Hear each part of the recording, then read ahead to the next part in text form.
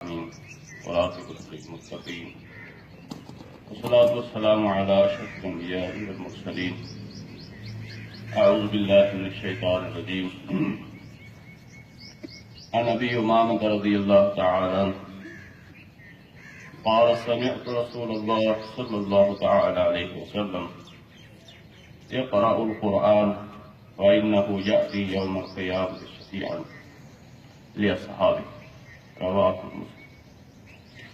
وعن النواس بن سمعان رضي الله تعالى عنه قال سمعت رسول الله صلى الله عليه وسلم يقول يؤتى يوم القيامة بالقرآن وأهله الذين كانوا يعملون به في الدنيا تقدمه سورة البقرة وآل عمران تحاجان عن صاحبهما. رواه مسلم. صدق رسول اللہ صلی اللہ تعالی علیہ وسلم. السلام علیکم ورحمۃ اللہ وبرکاتہ.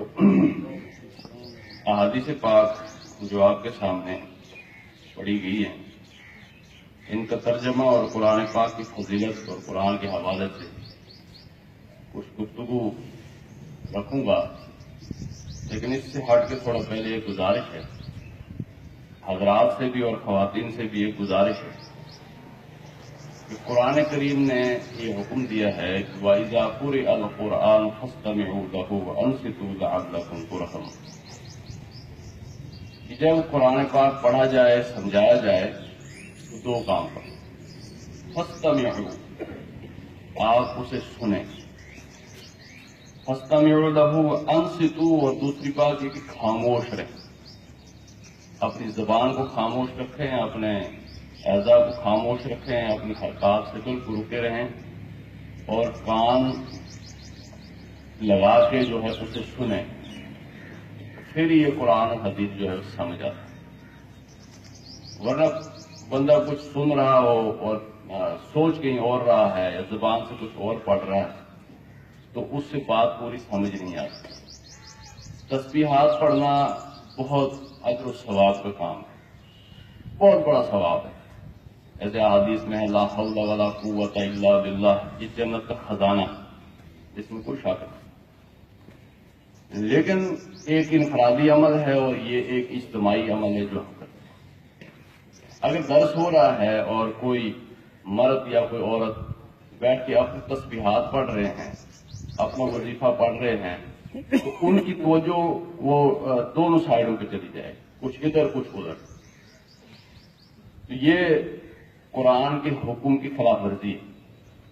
قرآن نے حکم دیا ہے کہ جب آپ کو قرآن حدیث سمجھایا جا رہا ہو، پڑھا جا رہا ہو، ایک تو اجتماعی عمل ہے، اس کی انفرادی عمل فوقیت، ید اللہ علی الجماع، اللہ تعالیٰ کا ہاتھ جو اجتماعیت پر ہوتا ہے.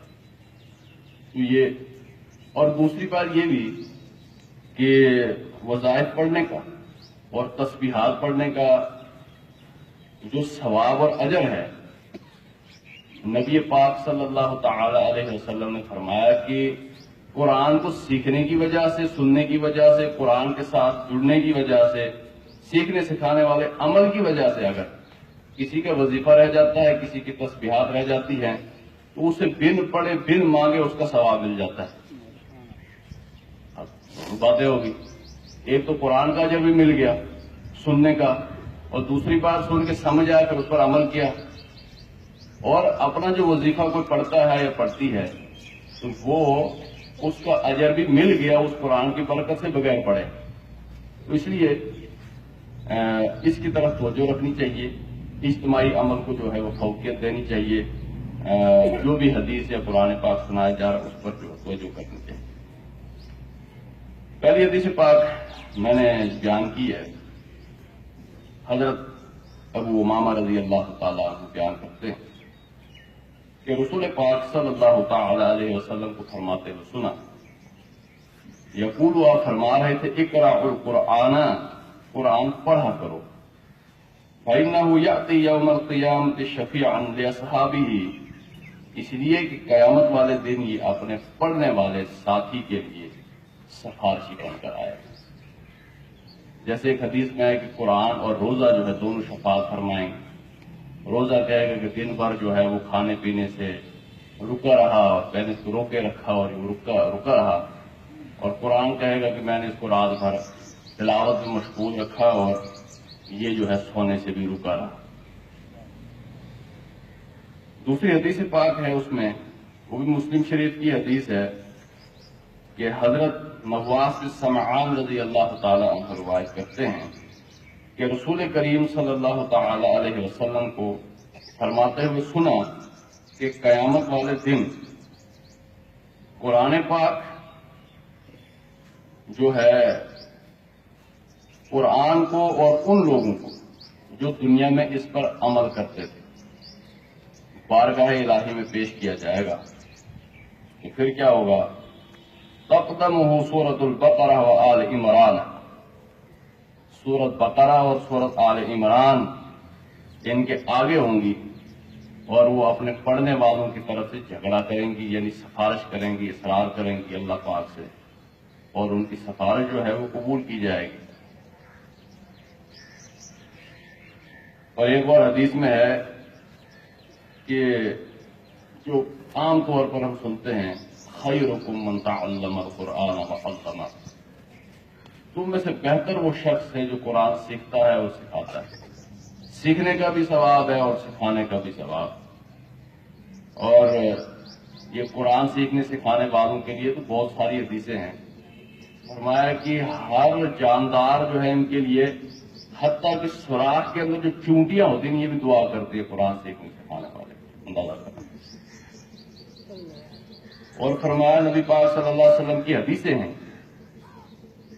کہ حتیٰ کہ سمندر کے اندر، دریا کے اندر مچھلیاں ہیں، وہ بھی قرآن کے عالم کے لیے، قرآن کو سیکھنے اور سکھانے والے کے لیے وہ بھی دعا کرتے ہیں۔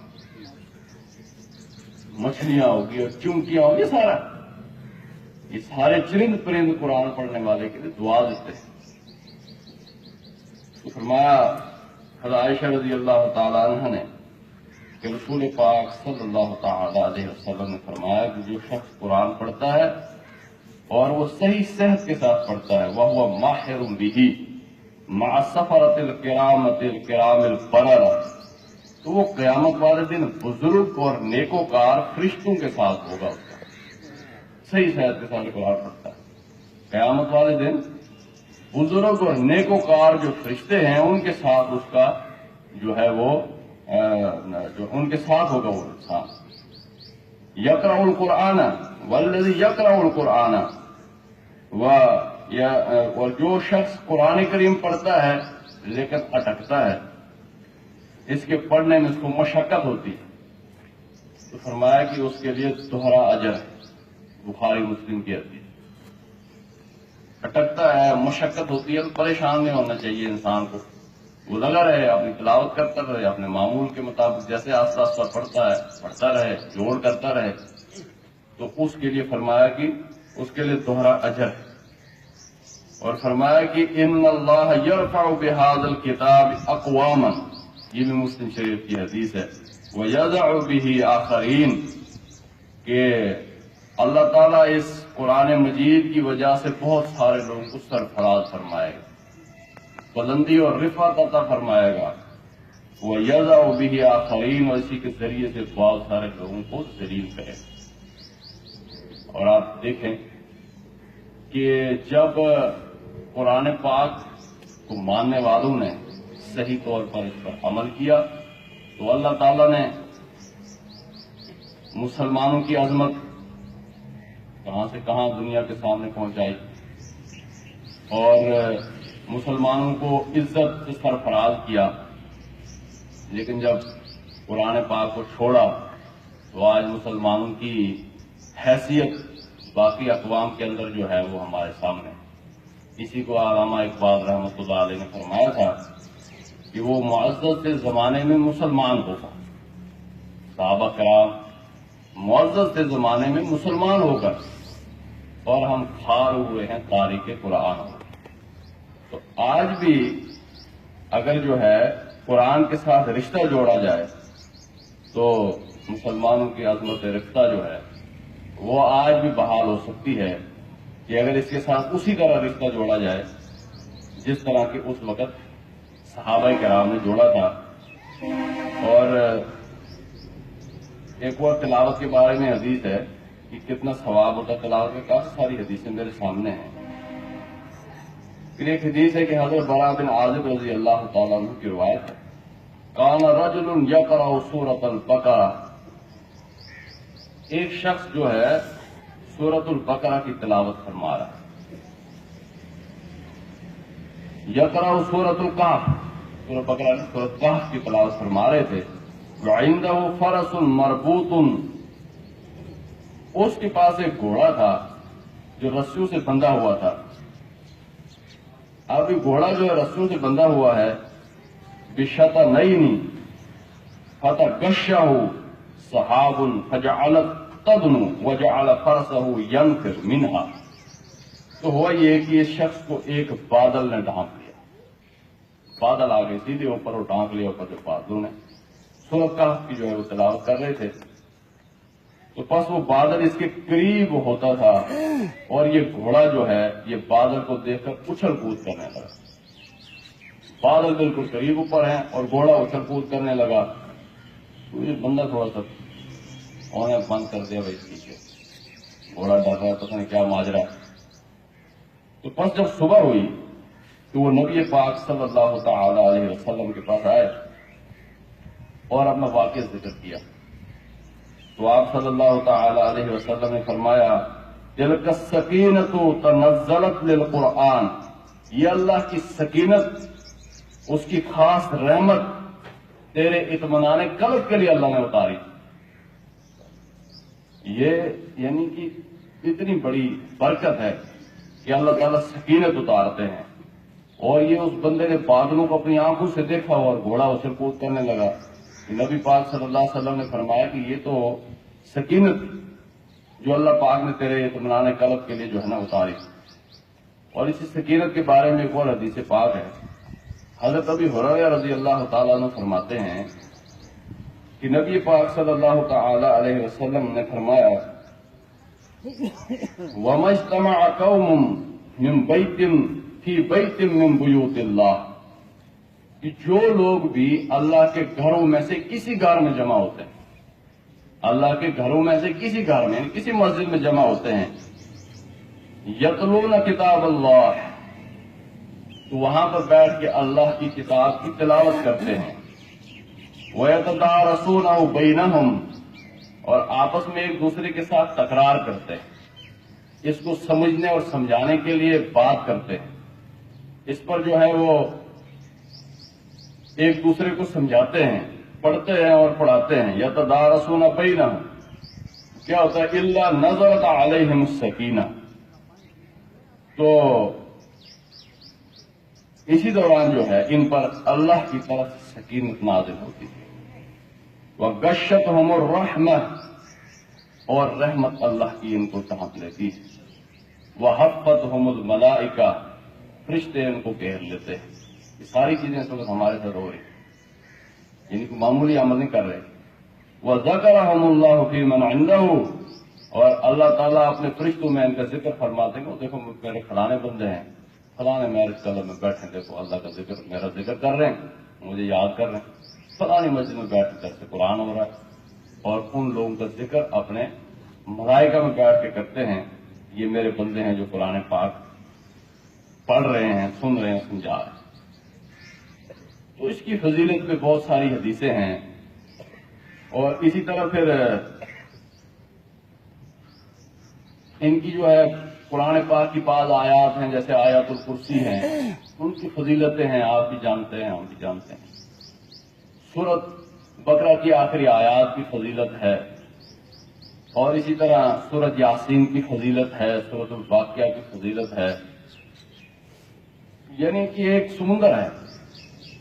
اور آیت الکرسی کی دیکھیں کتنی بڑی فضیلت ہے کہ ہر شیطان سے، جن سے حفاظت کرتی ہے، اس کو پڑھتے ہیں. لیکن قرآن پاک کو جب تک اس مقصد کے لیے پروگرام بھی ہوتا ہے کہ جب تک اس کو سمجھنے کی کوشش نہ کی جائے، اس کو سمجھ کے پڑھا نہ جائے، اور جس سمجھنے سمجھانے کے لیے ہی یہ پروگرامات منعقد ہوتے ہیں. تو ہم اس قرآن کریم سے وہ حقیقی فائدہ نہیں اٹھا سکتے.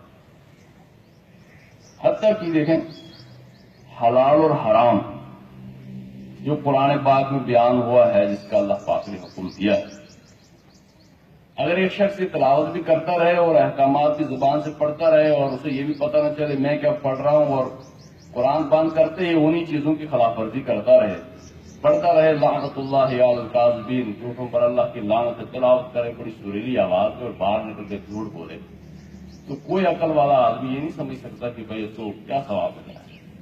یعنی ادھر کچھ اللہ پاک کے ساتھ جھوٹ بول رہے تھے، یعنی کہ نہ سمجھنے کی وجہ سے. یہ دیکھ رہے دعائیں قنوت ہم پڑھتے ہیں، اس میں ہم اللہ پاک سے کیا کیا وعدہ کرتے ہیں. جو لوگ ترجمہ جانتے ہیں سمجھتے ہیں کہ اللہ سے وعدہ کیا کیا کرتے ہیں. اور نخلع ونترک من یفجرک، ہم الگ ہوتے ہیں ان لوگوں سے، جوڑ دیتے ہیں ان لوگوں کو جو تیری نافرمانی کرے، پھر جانتے ہیں نیچے ہوتا ہے سارا. تو یعنی اللہ کے ساتھ جھوٹ بولے جا رہے ہوتے ہیں. اور یہ جو اس وقت مسلمانوں کی جو ٹوٹ پھوٹ ہے، اور یہ آپ بھی جانتے ہیں کہ بظاہر بڑے اللہ والے لوگ آپس میں ایک دوسرے پر جب آتے ہیں تو کفر کے فتوے کو لگا دیتے ہیں. دعویٰ سب تو قرآن پر ہے، ایمان ہے، اور بظاہر نیک نیت بھی ہوتی، اور قرآن جو ہے وہ محبت بھی کرتے ہیں قرآن، لیکن محض نہ سمجھنے کی وجہ سے آپس میں دوریاں ہیں. اور یہ حضرت علی رضی اللہ تعالیٰ عنہ سے نبی پاک صلی اللہ تعالیٰ علیہ وسلم نے فرمایا تھا، ایک وقت آئے گا ٹوٹ پھوٹ ہوگی. یہ جو حالت ہے ہماری آج، اس کا ذکر فرمایا. تو یا رسول اللہ صلی اللہ تعالیٰ علیہ وسلم اس کا حل کیا ہے، یہ جوڑ کیسے پیدا ہوگا؟ فرمایا کہ یہ جوڑ قرآن سے پیدا ہوگا. قرآن کی طرف آئیں گے تو یہ اختلافات اور یہ ساری جو بیماریاں ختم ہو جائیں گے اور جوڑ پیدا ہو جائے گا. اور وہ قرآن کی طرف آئیں گے کیا ہم قرآن سے دور ہیں؟ ہر گھر میں قرآن پاک رکھا ہوا ہے، ماشاءاللہ اتنی محبت ہے اور سچی محبت ہے، جمتے بھی ہیں، سینے سے لگاتے ہیں، لگانا چاہیے. ایک ہی وجہ ہے کہ سمجھنے کا فقدان. اللہ پاک نے قرآن حکیم میں فرمایا کہ اللہ تعالیٰ نے قوموں میں جو پیغمبر بھیجے انہی کی زبان میں بھیجے تاکہ وہ ان کو اچھی طرح سمجھا سکے. اور قرآن پاک میں ایک لفظ آیا ہے کوئی 200 مرتبہ، کم و بیش بھی ہو سکتا ہے، کہ جس کا مادہ ہے با، یا اور نون، اس کا مطلب ہے وضاحت کرنا، واضح کرنا. اور اللہ پاک بار بار قرآن میں فرماتے ہیں کہ کذالک یبین آیاتی، اللہ پاک کھول کھول کے بیان کرتے ہیں، ایک ایک جو ہے وہ بات کی تشریح کر کے دیتے ہیں، توضیح کر کے دیتے ہیں، مثالیں پھیر پھیر کے بیان کرتے ہیں. مجھے ہم یہ بات دیکھ رہے ہیں کہ اگر مثال بیان ہو رہی ہے قرآن میں، کوئی خاص حکم بیان ہو رہا ہے، کسی چیز کی وضاحت ہو رہی ہے تاکہ لوگ عقل سے کام لیں، تاکہ لوگ غور و فکر کریں قرآن کے الفاظ. اب جب بندہ بغیر سمجھے قرآن کریم کو پڑھتا ہے، اس کی سمجھ نہیں لگ رہی، یا ترجمہ جو سامنے لکھا وہی بندہ پڑھ لے، وہ بھی نہیں پڑھ رہا، تو وہ اس کے لیے مثال کی بھی ایک ہی بات ہے، کوئی حکم بیان ہو رہا تو وہ بھی ایک ہی بات ہے، کسی چیز سے روکا جا رہا ہے تو اس کے لیے وہ بھی ایک ہی بات ہے. اس کو تو بس قرآن پڑھ رہا ہے، تلاوت کر رہا ہے، نہ ہی ترجمہ سمجھ آ رہا ہے، نہ ہی لکھے ہوئے ترجموں میں سے کوئی ترجمہ سامنے رکھ کے اس کو مطالعہ کر رہا ہے ساتھ ساتھ. تو اس کے لیے مثال بیان ہو، کوئی جنت کا تذکرہ ہو، کوئی جہنم کا تذکرہ ہو، کسی چیز کو حلال کیا جا رہا ہو، کسی چیز کو حرام کیا جا رہا ہو، تو کوئی سمجھ نہیں آتا. اور اس کو کہا الہدا، یہ ہدایت ہے. الفرقان، یہ الفرقان، یہ الہدا، یہ باتیں پوری ہی نہیں ہوتی جب تک قرآن کو ترجمے سے سمجھا نہ جائے، ہوتی نہیں ہے پوری. اور ایک کمپنی نے قرآن چھاپا، انہوں نے شروع میں لکھا، میں اپنی طرف سے نہیں کہہ رہا، لکھا ہے کہ بغیر سمجھے اللہ اجازت نہیں دیتا قرآن پڑھنے. لیکن خیر بڑی بات ہے، الف لام میم، نبی پاک صلی اللہ تعالیٰ علیہ وسلم نے فرمایا کہ الگ الگ حروف ہیں. اب الگ الگ حروف کا ان کا معنی تو نہیں ہے، لیکن اس میں بھی ثواب ملتا ہے، ثواب بے شک نہیں، لیکن سمجھ کے پڑھنا اس کا ایک اپنا مقام. خدا اور فرقان. اب یہ دیکھیں، قل هو اللہ احد، بار بار پڑھتے ہیں. یہ قل کیا ہے؟ اس کا ترجمہ ہے کہو، خبردار کرو، اعلان کرو، لوگوں کو بتاؤ، یہ اللہ پاک حکم دے رہے ہیں اپنے حبیب کریم صلی اللہ تعالی علیہ وسلم کو، کل اے نبی صلی اللہ علیہ وسلم آپ ان کو کہہ دیجئے، کل۔ اب اس کل کے بعد کیا ہوتا ہے؟ کوئی خاص حکم ہوتا ہے جو آگے سنانا ہوتا ہے، کوئی اللہ کی صفت بیان کرنی ہوتی، کوئی اہم واقعہ بیان کرنا ہوتا ہے، کسی گناہ سے روکنا ہوتا ہے اور کسی بات کا حکم دینا ہوتا ہے۔ تو اگر یہ حکم صرف نبی پاک تک ہی محدود تھا صلی اللہ تعالی علیہ وسلم کہ آپ اعلان کریں، آپ کہہ دیں، آپ پہنچا دیں، تو پھر یہ قرآن میں کیوں ہے قل آج بھی موجود؟ اس کا مطلب ہے کہ نبی پاک صلی اللہ علیہ وسلم کو بھی حکم تھا اور ہمیں بھی حکم ہے، قل آپ کہہ دیجئے، آپ لوگوں کو اعلان کر دیجئے، هو اللہ احد، اللہ ایک ہے، اللہ الصمد، اللہ بے نیاز، لم یلد ولم یولد، نہ کسی کا باپ ہے نہ کسی کا بیٹا ہے، ولم یکن لہ کفوا احد، اس کا کوئی ہمسر، کوئی شریک، کوئی اس کے جوڑ کا نہیں۔ یہ اللہ پاک حکم دے رہے ہیں کہ آپ لوگوں کو سمجھائیں، یہ بات اعلان کریں، یہ مجھے بھی حکم ہے، آپ کو حکم ہے، یہ سارے انسانوں کو حکم ہے کہ یہ اعلان آگے کر دیجئے۔ لیکن جب اس کو سمجھا ہی نہ جائے تو کس چیز کا اعلان کریں؟ کس چیز کو سمجھائیں؟ کیا اعلان کریں؟ کیا بتائیں؟ نہ ترجمہ سیکھیں، نہ لکھا ہوا ترجمہ پڑھیں، تو کیسے اعلان ہو؟ اس لیے قرآن کریم کو یہ الفاظ روز روشن کی طرح۔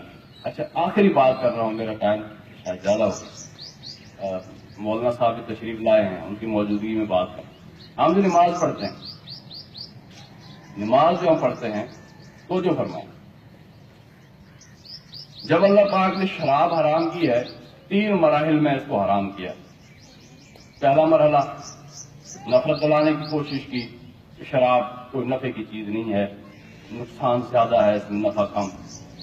دوسرے مرحلے میں جو آیات نازل کی وہ آپ کے سامنے رکھتا ہوں۔ تو عرب معاشرے میں پہلے وہ شراب کا بہت دور دورہ تھا، تو پھر اس کو چھڑانے کے لیے اللہ پاک نے پہلے ذہن سازی کی اور اس کے بعد تدریج کے ساتھ اس کو حرام کر دیا، اور جب حرام کر دیا تو جس کے منہ میں کوئی جو ہے ایک گھونٹ تھا اور اس کو یہ حکم پہنچا کہ نبی پاک صلی اللہ علیہ وسلم یہ فرما رہے ہیں کہ شراب حرام ہوگی، اس نے وہیں تھوک دیا۔ ایسی ذہن سازی نبی پاک نے، اور یہ اللہ اس کے رسول کی اطاعت اور عشق اور محبت کا جذبہ۔ تو دوسرے مرحلے پر جو آیت نازل ہوئی، فرمایا کہ وَلَا تَقْرَبُوا الصَّلَاةَ وَأَنْتُمْ سُكَارَىٰ، نماز کے قریب نہ جاؤ جبکہ تم نشے کی حالت میں ہو۔ یہ شراب کے ساتھ نفرت دلانے کا دوسرا مرحلہ ہے۔ صحابہ کے ذہن میں بیٹھی یار ایسی چیز ہے جو ہمیں نماز میں خلل ڈالتی ہے، اس کو تو چھوڑ ہی دینا چاہیے، چھوڑنے کے لیے تیار ہو گئی، کیا ہے اس کو نماز میں خلل ڈالتی ہے، لیکن ابھی اللہ نے منع نہیں کیا، اور ساتھ کیا فرمایا، یہ تو طرف نکلا حَتَّىٰ تَعْلَمُوا مَا تَقُولُونَ، نماز کے قریب نہ جاؤ جب تم نشے کی حالت میں، حَتَّىٰ تَقُولُوا حَتَّىٰ تَعْلَمُوا، یہاں تک کہ تم جان نہ لو،